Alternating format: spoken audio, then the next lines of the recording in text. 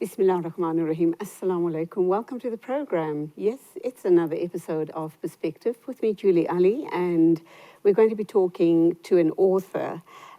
Yes, and I do know I've been talking to lots of authors and we've been discussing lots of books that have been written by people in and around the community. And all of these books hold meanings and have very special messages for different people in different phases of their lives. This morning, I'm pretty excited to be talking to author Marj, and she has written a book in a collaboration with Audrey Redman, and Audrey is based in the Western Cape. She is a physiotherapist. This is not a story book. It's actually something pretty different. It's called The Alphabet Book of Breathing for Children. Now, I did say it's not a story book, and I do know Marge is going to correct me on that one, but it's more exciting, much more exciting than just a story book for little children. So let's get to the heart of the matter by talking about what is this book all about? How is it going to help the little people in our lives? And why is it important? A very good morning to you. Welcome. Thank you for inviting me, Julie. Good to be here. Lovely to be here, finally. Yes, it took us a while to get together. Yes. Oh, goodness me. But I guess, it's just life happening. Absolutely. But great to have you here to talk about this very important piece of work. Now, it's called The Alphabet Book of Breathing for Children, and it was done in collaboration with a physiotherapist. How did this all start for you, Marj? I know you're a counsellor by profession, and I don't know before this happened in your life, what else was happening, and why did this seem more important than other work that you were doing, and you felt that you need to forge ahead with this? So, Julie, very interesting. I was actually in corporate for about 25 years with marketing and communications really been my primary focus in that world. And then when I left corporate a few years back, I trained as a coach and a counsellor. And in that transition period, I was suffering from a little bit of fatigue, I think. And I sought a doctor that I thought wanted to be, work differently. And I met Dr. Ilamanga. This was about 8 years ago now, 9 years ago. And she said to me, "Oh, do you know how I work?" And I said, "No." And she said, "Oh, I work with breathing." And I thought, okay, that's quite interesting. Anyway, I did a few sessions with her. I just was amazed at how deeply relaxed I could feel, how much more I could manage my emotions. And then a few years after that, Ela and I actually started Breathwork Africa.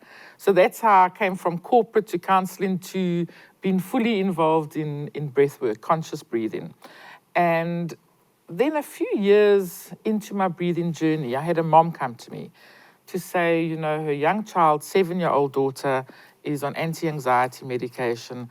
Could we work with her in weaning her off this with Ela's a medical doctor and with some breathing techniques? And that's what we did. And from then, we just found more and more children coming to us, more and more parents just asking us to support with a lot of anxiety, focus, ADHD. And then about 3-4 years ago, Audrey trained with us. And as you said, Audrey's based in the Cape, so she can't be with us. So she trained with us. She had been a physio for many years, but she knew there was something more. There was something more to discover about breath in physiotherapy in her practice. And although she still works as a physiotherapist, the majority of her work is also in breathwork now. And she has 2 little ones. And she said, "No, Marj, we've got to get this work out. Come on, Marj, let's write a book." And she nagged me a lot. And then eventually I said, okay, let's do it. And I thought, 2 or 3 months and the book would be done. Well, it took a year because, you've got to think like a child. You've got to explain these techniques so a child can understand it. But at the same time, so that when a primary caregiver or a parent works with this book, they are also understanding various breathing practices.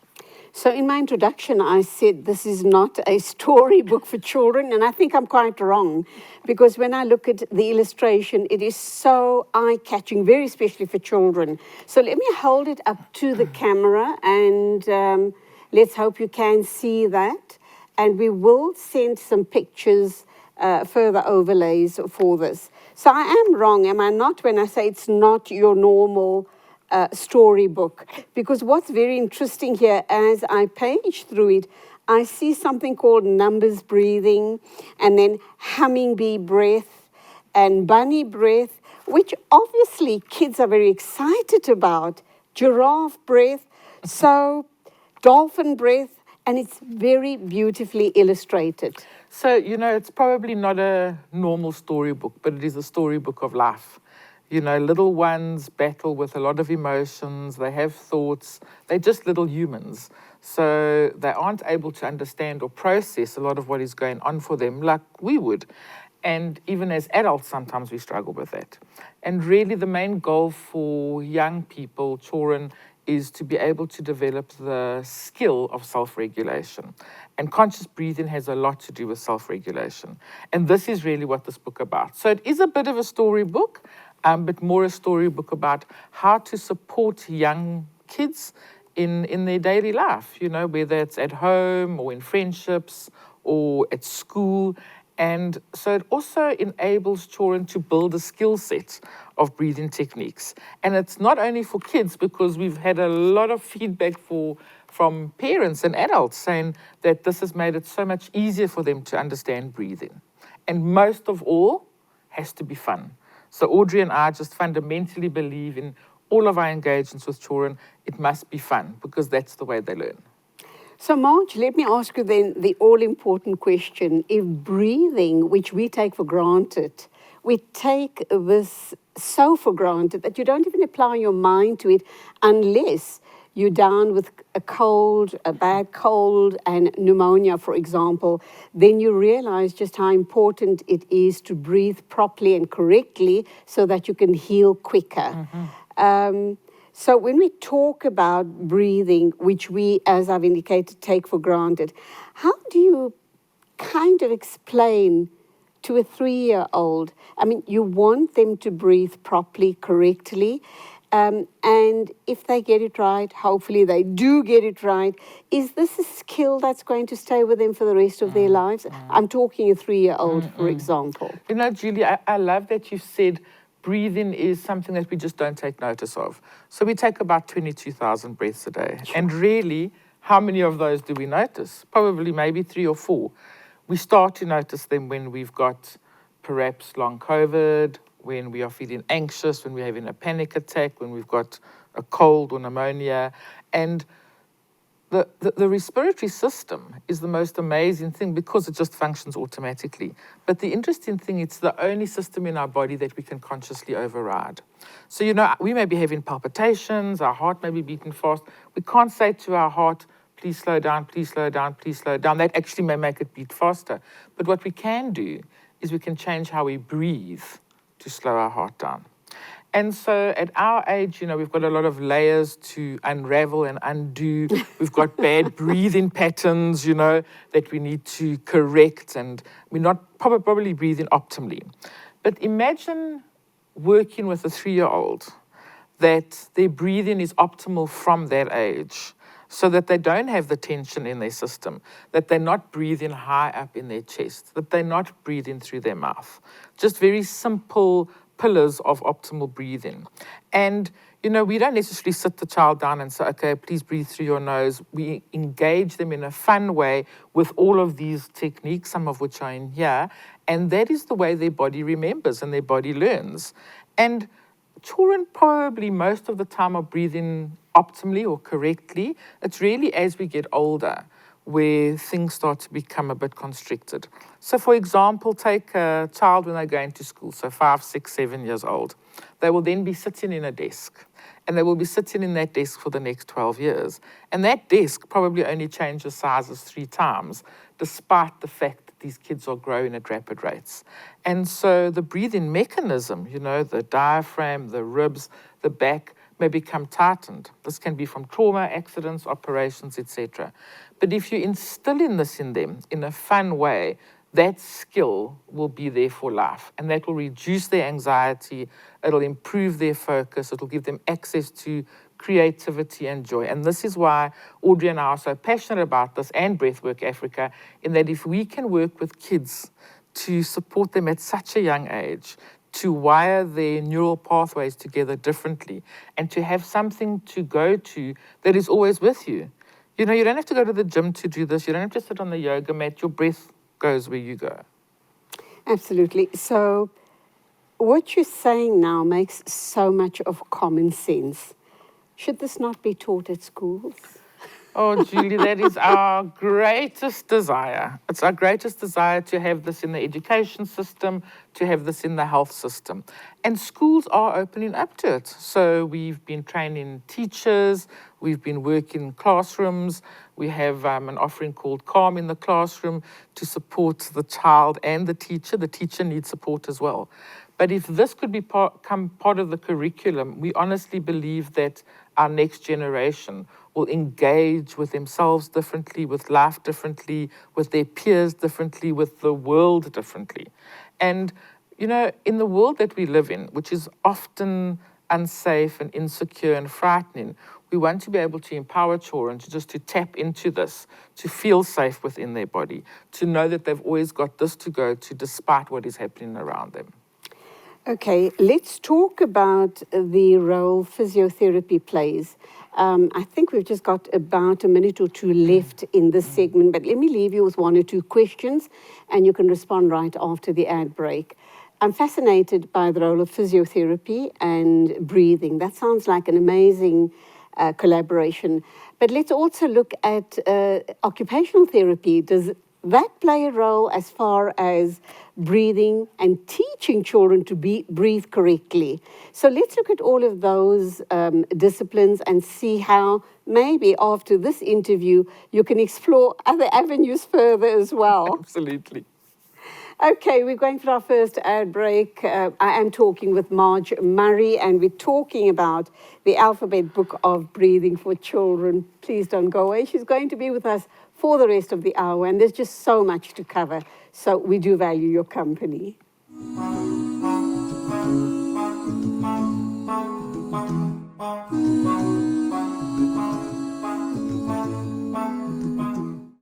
Welcome back. We're talking with Marj Murray. I'm so fascinated having her here in the studio with me this morning.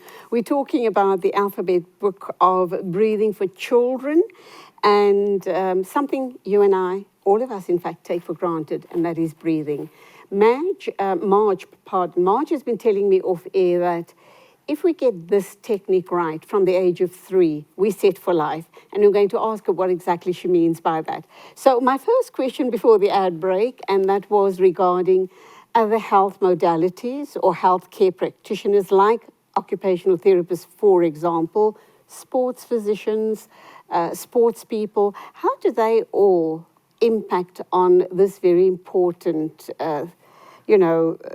this thing that we take for granted? Yeah, absolutely. You know, Julie, it's so interesting because so many people come and train with us to be breathwork practitioners. And these are people across the board. So we've got occupational therapists, obviously we've got physiotherapists, but we have psychologists and medical doctors, we have coaches, we have fitness fanatics, all coming to train or learn more about breathwork. Because in all of those modalities, breathing plays a real important part. So, for example, there's ways to breathe that you can build your peak performance, that you can build your fitness levels. In physiotherapy, and when Audrey explains this to us, and Audrey has a huge knowledge, obviously, of the body, in terms of sometimes you need to, for example, release the diaphragm to be able to get it to work properly. Our diaphragm is our main muscle of breathing. What we find is that even in terms of psychologists, talk therapy, they moving towards using embodied practices such as breathwork because it has an immediate effect on your nervous system. So it'll activate your vagus nerve. So you're able to very powerfully work with various breathing practices or techniques to either upregulate or downregulate. And so there's always a crossover with all of these modalities. And so many other therapies are seeing the power of conscious breathing and bringing it into their practices as well. I want to talk about, you spoke about the diaphragm, and I do know that I picked up somewhere, I was watching something, and the presenter was suggesting to, I think it was a singer, suggesting that the person presses their hands on their tummy and then try and breathe deeply and get the voice, which I was blown away by. Let the voice come, let it start from the tummy and work its way up into your vocal cords and then, project it. What is that all about? Fascinating. It's so strange that you mentioned that. We have 2 advanced certified practitioners that actually teach voice. One heads up the drama department in UCT and one is in New York. And everything around singing, voice projection, presenting is to do with breathing. And the diaphragm, we call it the rock star of breathing because really you need a diaphragm that works well. So although we breathe with our lungs, if we didn't have a diaphragm that's working optimally, we're not going to be breathing properly. Because what happens is when you inhale, your diaphragm moves down. And that's why there's often a movement of the belly, but also into the ribs and into the back. So 60% of our lungs sit in our back. We don't even think that. So as we're sitting on our chairs now, when we inhale, we should actually be feeling it more in our back. And people often speak about belly breathing. So on the inhale, really your abdomen rises, and on the exhale, it falls. Sometimes there's reverse breathing, which is a bit of a dysfunctional breathing, where people are breathing high up. So when you breathe high up, you can imagine you become more anxious. So the same works. If you drop your breath lower, you become more relaxed. And if you're working from that space, it has a huge impact on your voice, on your parasympathetic system, on your singing, on your projection, and all of these elements. Can breathing correctly change the tonality of your voice? Absolutely. So I'm not the expert in voice training, but we actually just had a session about a week or so ago on it. And so the breath can change everything. It can change your articulation. It can change tone.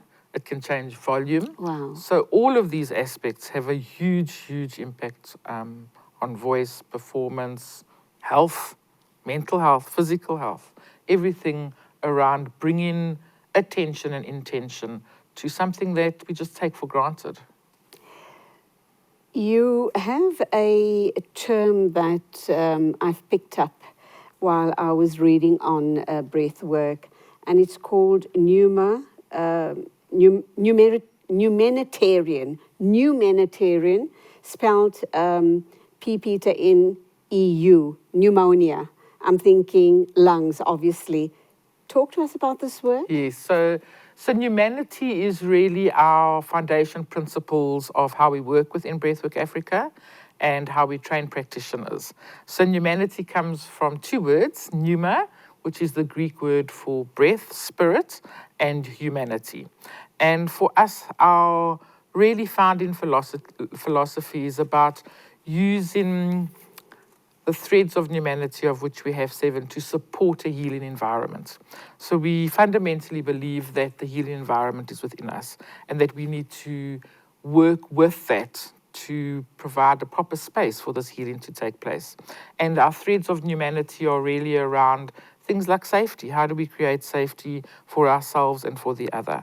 Around creativity, being whole, around the principle of Sankofa. So looking back, what do we need to take from our past and bring it into our current life and for those who come, after us? Things like Ubuntu, the real interconnectedness of life. And then obviously also just the mystery of the spirit world, breath, and all of that. And so that really defines humanity for us. And we train in the humanity philosophy and we call ourselves humanitarian breath workers after that, yes. So Breathwork Africa, I'm kind of wondering, it's really the first time I've heard about this. And I'm wondering how big is it in Africa, and what about internationally? Are they way ahead of us? Or is this a concept that we, as proud South Africans, have come up with? That being the one question. And then also, if we breathe correctly, Marj, does that suggest that if I come down with a common cold or flu or pneumonia, whatever, but because I've got the proper breathing technique, I'd be able to rehabilitate quicker? So to the first question, so conscious breathing has been around for thousands of years. It's not a new concept. You know, we would start with many, many spiritual traditions in terms of breath. It was formalized sort of from about the 1950s, 1960s in terms of transformative breathing, etc.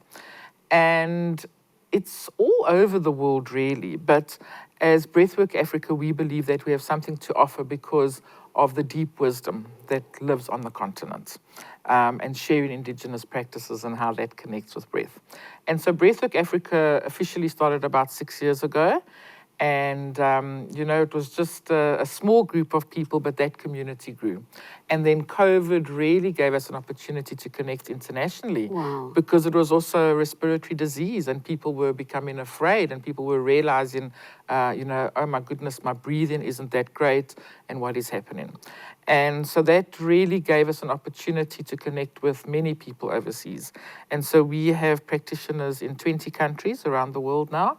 So it really has expanded, and that includes on the African continent. So we believe that we really want to pioneer and trailblaze from Africa because we have so much to give the world in terms of so many different things and principles and life instead of the other way around as it has been for so many years. And so hooking into your second question around getting a cold or that, this is exactly what happened in COVID. And people started to understand the need to really build their immune system, build their lung capacity, build their breathing strength. And there were very specific techniques that we were using during COVID. And so, the body is a whole system. But if you're working with conscious breathing, it impacts and it weaves through all of the other systems so that your recovery rate from anything is going to be better. You're building resilience by working with certain practices on a regular basis. So it really impacts on your physical health, your recovery, your mental health. And so it's really offering something that is so easy and accessible, but that has a very scientifically backed response and results. Okay, let's go for a second break. We are talking with Marj Murray. We're talking the alphabet book of breathing for children. So many more questions coming her way.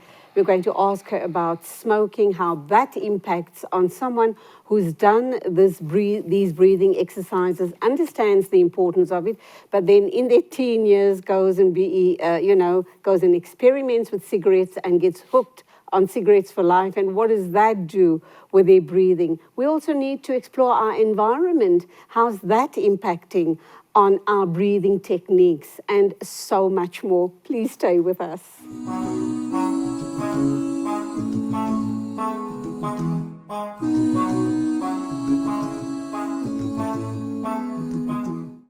And welcome back. We're halfway through this very interesting discussion. And of course, my guest is Marj Murray.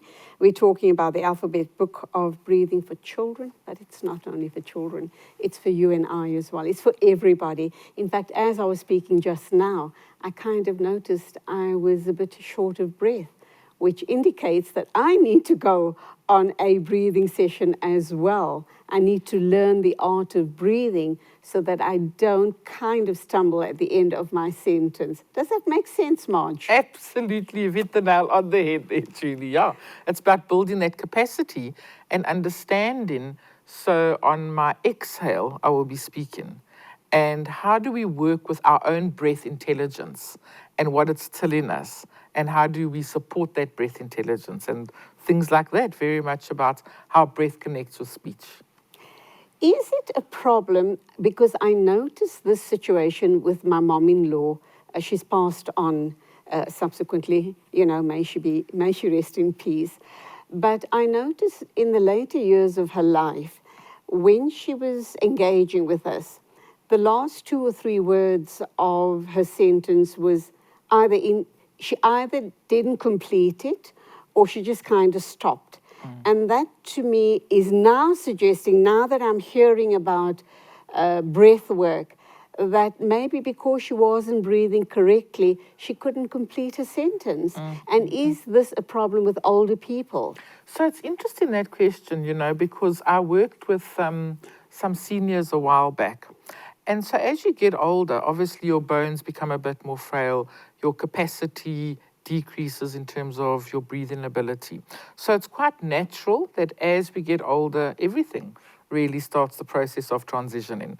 But if we are training ourselves to have a better breathing capacity and supporting our breath intelligence, it won't affect us as much in our later lives. So older people, senior citizens, can go on this course and just learn how to maximize on their breathing so that they enjoy a better quality of life. Absolutely. So my mom is 84 years old, so she's obviously very aware of her breath, having me as a daughter. And, if she's feeling anxious or if she's struggling to fall asleep, she's very conscious of how she breathes. And so it doesn't matter what age, this is applicable from, our first breath right until our last breath. Before we went for our ad break, I mentioned smokers and obviously our environment. And as you'll notice, I've got a lovely lush plant behind me. And we're often told that fill up the home with plants because, the air is being purified with the plants and your breathing would be easier. Is that a myth or is that a fact? And let's talk smoking and let's talk environment. Absolutely. So, we often say that smoking is just another form of breathing. You're inhaling, you're exhaling. And there have been people that have come to us that have literally put their box of cigarettes down after one session and never picked it up. And I think there's many factors that are contributing to why people are, using medication, using alcohol, using cigarettes, and that sort of thing. But because cigarettes is so related to breathing and smoking so related to breathing, it's really about why are we using a cigarette to calm our nerves, and that can be replaced by a breathing technique. And we've seen it, and it does work.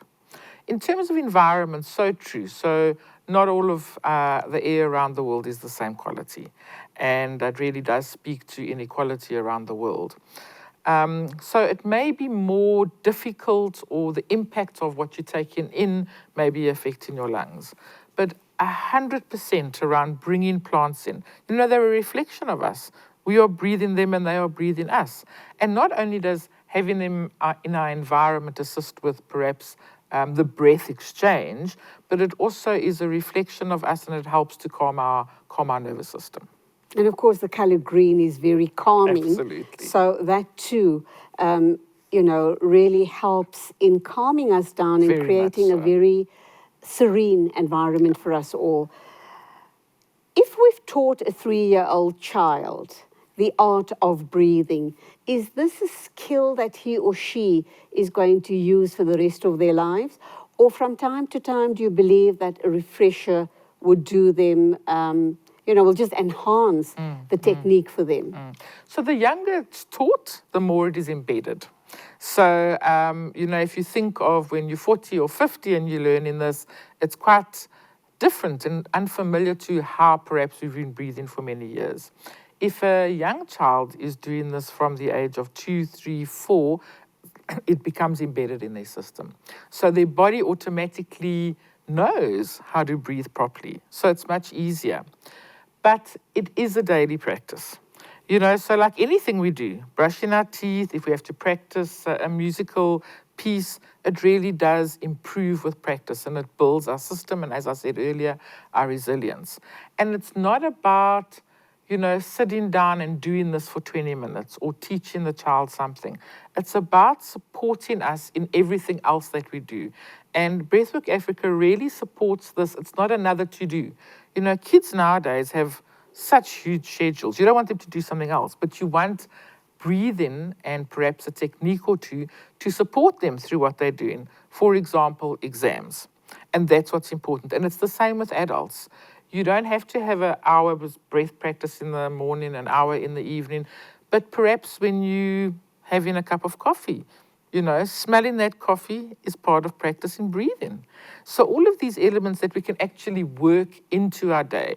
When your WhatsApp goes off, think, okay, just breathe in for 5, breathe out for 5. And it's as simple as that, literally as simple as that. Let's look at the issue around swimming. How does that assist people with breath work and any other sports that children are involved in, or even adults for that matter? I should imagine it's pretty important. How do we incorporate it when we're teaching kids to swim and cycle and sports people to get maximum endurance out of their sporting activities? So, in the last few years, this has become such an important subject and a trending topic. There's an author, Patrick McKeown, who really speaks about breath, peak performance, how to build up CO2 tolerance, etc. And for each sporting modality, you would have different breathing techniques. So when people are being trained to swim, for example, it would be very different techniques to somebody who is, for example, running or cycling. But it really is about building a strong baseline. So again, it's about speaking to your breath intelligence, what your body already knows. And one technique may work for a cyclist, which may work for a walker, may not work for a hiker. So it is also about tapping into what does your body need in those moments, and what techniques can you use to build up a resilience, to build up a breath fitness that can then be applied across the board. So let's talk about what does a typical session look like. And I'm once again going to come back to the 3-year-old, because how do you articulate to them what they ought to be doing? They may not even have the vocabulary regarding your lungs and breath work, etc. Exactly. It sounds very difficult. Yeah. So how do you go about all of that? So absolutely, and they don't need to know about their lungs and their brain, etc. What we want to support them and share with them is how to self-regulate. So let me give you an example. A 3-year-old will come in, has never met me. The parent or primary caregiver will be in the room or outside in the garden, and I will give them some bubbles to blow. And so by the very nature that they are blowing bubbles, I can see what is happening with their system. So I can see, are they taking a breath in from their chest or from their belly? What is their inhale like? What is their exhale like? And at the same time, you're building rapport with that child. And that's what you want to do. You want to establish a relationship of trust. At the same time, you're also teaching the person, the adult in the room about breathing. And so that's how we start. We start off immediately with fun.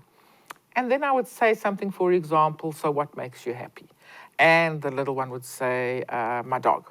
And I'd say, okay, well then let's do a doggy breath. And that's not in the book, but because of my knowledge and training, I'm able to work with that doggy breath with that child.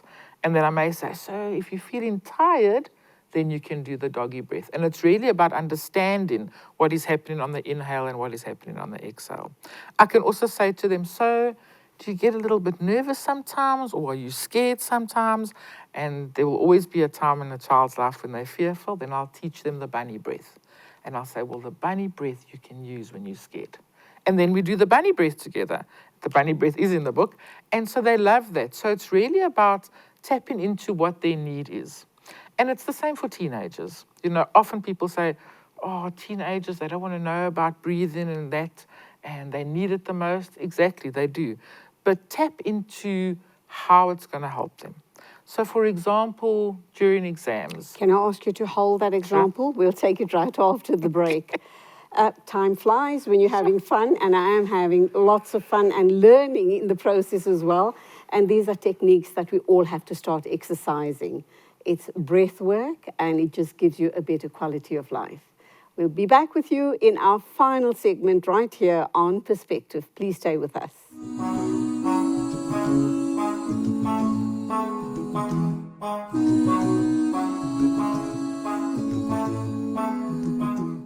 And this is, of course, the final segment of Perspective this morning with my amazing guest, Marj Murray. We're talking breath work. She is with Breath Work Africa, and particularly the Alphabet Book of Breathing for Children. Please go out and get it. By the way, where can people get the book? Yeah, so they can order it on breathcafe.com and also on Amazon.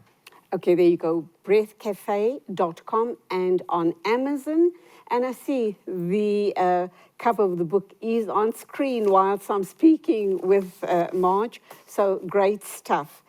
Lovely to give us gifts too, isn't it? Especially at this time of the year for teachers as a thank you gift, and yeah, for any festive season gifts, birthdays, yeah.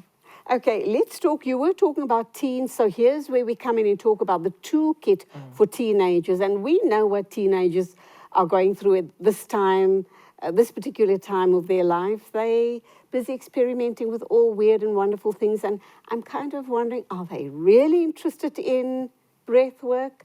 Come on, Marj, how do you get around that? You know, everybody goes, oh, my teenagers, they're not interested when I speak about breathing. And I say, well, don't speak about breathing. First of all, model it. Model it as the primary caregiver or the parent. You know, if they see how you are using breath, they're going to use it. But also tap into what they need. You know, often we want to impose stuff, but what do they need at this time? So we've just come out of exams for matrics, but we're going into other exams now. So kids need that focus. They need the concentration. So if you work with them with some breathing practices to actually support them in what they need, then they are much more open to it. You know, think about anime drawings.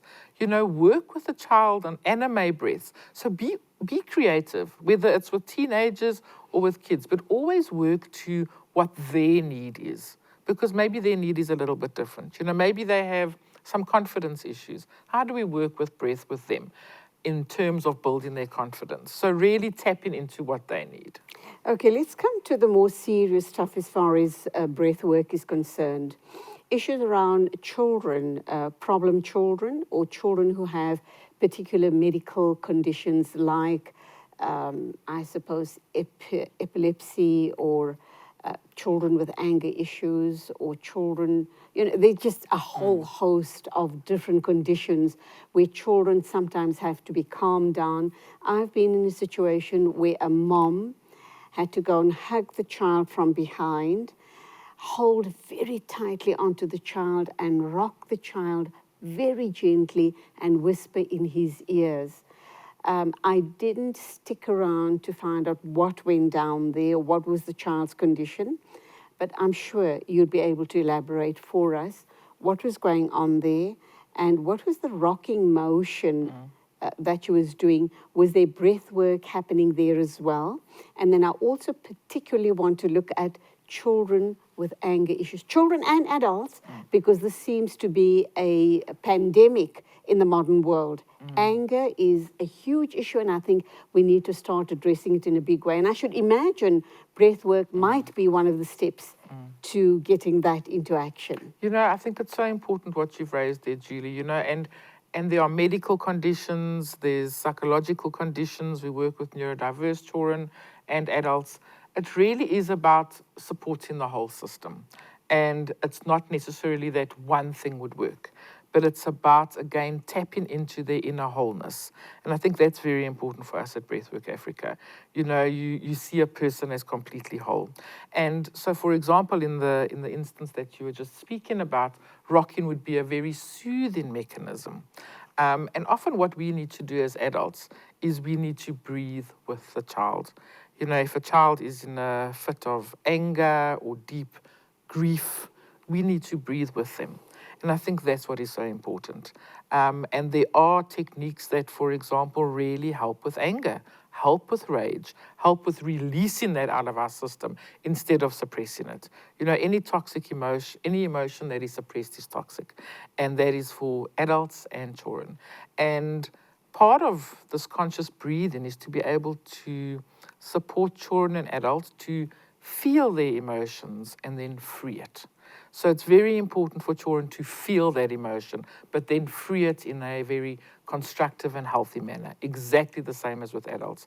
And sometimes we aren't able to do that, and conscious breathing supports that. So let's look at the classroom environment or a group of people that you're wanting to go through this exercise with. How do you conduct it? How long does it last? And what sort of examples would you want them to mimic back to you so that you know that it's working? And in this situation, let's look at young adults and older adults, because this is important, very especially around anger issues. Absolutely. So we run group sessions that can be 45 minutes or 3 hours. So we really customize our sessions to what is needed. We run public sessions that people are welcome to attend in person. We do some online sessions as well. We do a lot of work in corporates, and I think that's a great example around adult behavior, in that a corporate will invite us in either for an hour or 90 minutes or even for a 6-week program, and we work with specific breathing techniques and practices to support them in their daily life. So their insomnia, their anxiety, courageous conversations, things like that, that they have a toolkit by the end of it. And, you know, it's just amazing to be able to see in front of you how people's lives transform and how they integrate this into their daily life, both at work and at home. So lengths of sessions differ. I work for about 30 minutes with children because they're obviously a bit younger and can only play for that amount of time. With adults, we work longer. We hold workshops that are day long, we hold master classes, and then we also train people. So our main focus is really to train, and we run 3-day courses for that. What do you cover in 3-day courses? I'm thinking, if you're going to spend a half an hour with me to teach me correct breathing techniques, what are you going to cover over 3 days? So our 3-day course, that's the Humanity Foundation course, is really a life-changing experience for people. They come in, they learn about what we call the art of breath work. They learn about awareness techniques, regulation techniques, and transformative techniques. They learn about the physiology and anatomy, the fascia, the diaphragm, this whole respiratory system. They learn about belief systems and how they have probably restricted us in our behavior over many years. We talk about breath intelligence. What are the parameters of breath intelligence? So it's packed, and people walk out of there and they're in absolute awe of this amazing body of ours that just works so miraculously. And possibly exhausted by then. More energized, actually. But the breath work will take them through all of that. Absolutely. Having said all of that, I'm kind of wondering about just how important it is for our overall health and well-being. So I come into a 3-day session with you. How do I then take it, have it impact directly on the people in my immediate circle? Because that is the idea. It's no good only me learning about it, me doing things correctly, and then everyone around me is not even aware of what I've been through. Exactly that. So when our course finishes at 4:00 on a Sunday afternoon, by 4:05, people are sharing this with their family. Wow. And it really is. So you're able to support the people around you, not only in your family, but in your work environment and even with clients. Just changing where they're breathing from. Just changing the fact that they must breathe through their nose and not through their mouth. So simple things like that you can talk about in a conversation over dinner will be impacting those people around you. Would I be correct in thinking that correct breathing is also a form of calmness? It takes you into a state of tranquility, calmness, relaxation. But on the opposite end of the spectrum, when you need that added energy, if you need that power-packed presentation that you're going to do, that the correct breathing techniques is going to allow you to do that. Absolutely. So we teach techniques that put you into the parasympathetic system, so like down regulates you, relaxes you, calms you, enables you to sleep better, has a huge impact on your immune system. And we really want to be in that state about 80% of our time because that's where healing happens. But what happens if you hit that slump at 3:00 or you need a bit of an energy boost before you go on stage? Then there are techniques to use also that upregulates us, that puts us into the sympathetic system consciously. And those are the range that we work with, a real full spectrum of those techniques. sounds absolutely fascinating. Can't wait to attend one of the training sessions.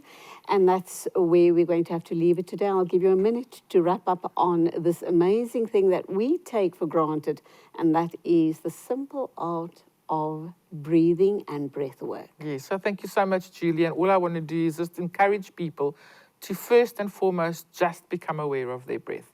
Because once we become aware of our breath, it automatically changes, it automatically relaxes us. And, you know, skill yourself in this, because it really is our duty and our responsibility to share this with people to be supported through all of life's challenges. Very quickly, not everyone would be able to attend all of those amazing training sessions that Breathwork Africa is running on a continuous basis all around South Africa. What if I took a book like this, The Alphabet Book of Breathing for Children? I read it to my children, my grandchildren, people around me. Am I going to pick up the art of correct breathing by just so doing, sharing this information with the kiddies around me? Yes, absolutely. So it has some information about optimal breathing, but just by the very nature of you sharing this with your children, it's going to change you and you're going to become more aware of your breathing. So even if you've never done an actual breathwork session, if you pick up this book, your breathing will also change. Fascinating. Thank you so much. You've been a wonderful guest. Love Thanks, chatting Julie. with you. That's where we leave it. Thank you so much. Don't forget to get your copy of the Alphabet Book of Breathing for Children. I've learned a lot in this one session, and I certainly am going to become more conscious of my breathing, because I think it's going to put me in a better space, whether I'm angry, whether I'm mad, whether I'm happy. And just know now that if I'm more conscious of the way I breathe, I'm going to get a better outcome for myself in terms of my disposition, because I think that is what it's all about. But thank you for watching. Till the next time, as always, a big shout out to our production team. That, of course, is you, Darren and Omar. And from me, Julie Ali. Till the next time, Assalamu alaikum.